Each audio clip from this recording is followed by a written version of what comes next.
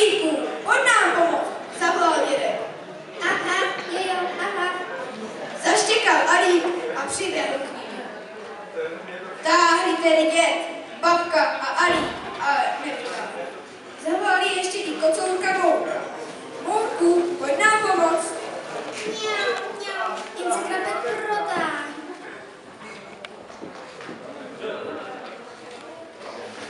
Táhli tedy děd, babka, pes a kocour, ale pořád nic. Táhli, ale nevytáhli. Táhli všichni ze všech sil, ale marně. Řepa zůstala v zemi a ani se nepohla. Dědek vzal babku kolem ramen. No, babko, nic naplat. Musíme zavolat hasiče. Babka mu ale opravuje. Ty dětku, aby to nebylo zneužití. Ale už, babko, oni tu jsou proto, aby nám pomohli, když jsme v nouzi. A zavolali mobilem číslo 150.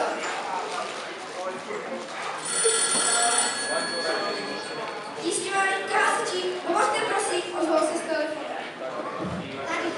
Tady babka a dět z Lískovce. Jak vám můžeme pomoci? To byste nevěřili, ale vyrostla nám taková řepa, že my ji sami vytáhnout nemůžeme. Nic se nebojte, náš jednotka z Lískovce vám pomůže. Zde je jednotka z Lískovce.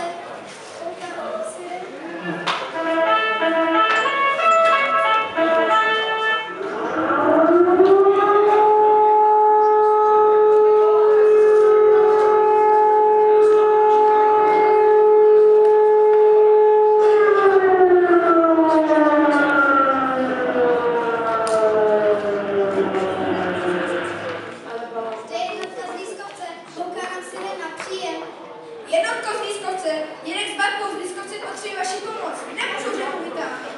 Rozumím, jedeme.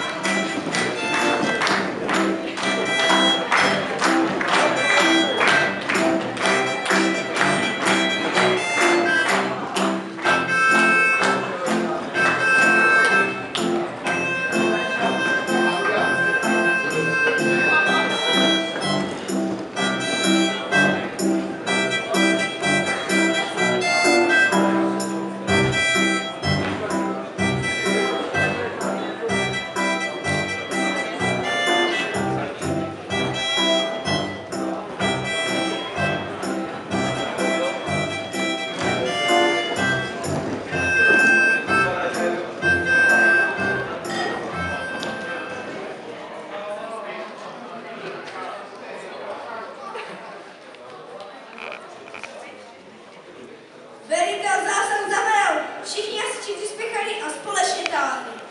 Jeden za všechny a všichni za jednoho. Když měli hotovo, volal dědek na babku. Babko, přines poštaprny.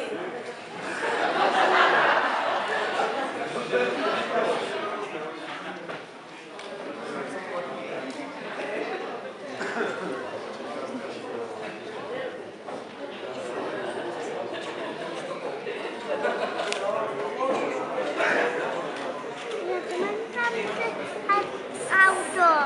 Mají krásné, že? Jo.